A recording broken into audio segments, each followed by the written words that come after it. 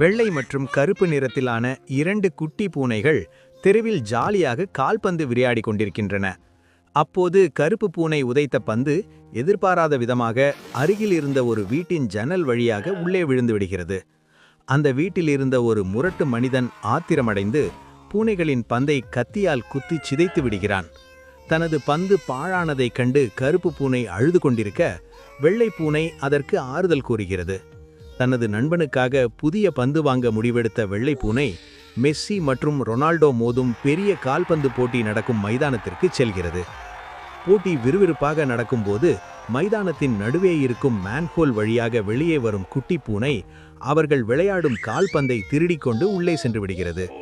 பந்தை துரத்திச் சென்ற மெஸ்ஸியும் ரொனால்டோவும் அந்த மேன்ஹோலுக்குள் விழுந்து மீண்டும் குட்டி பூனைகள் விளையாடும் தெருவில் வந்து விழுகிறார்கள். இறுதியில் அந்த உலக புகழ்பெற்ற வீரர்களே இந்த குட்டி பூனைகளுடன் இணைந்து கால்பந்து விளையாடி மகிழ்கிறார்கள்.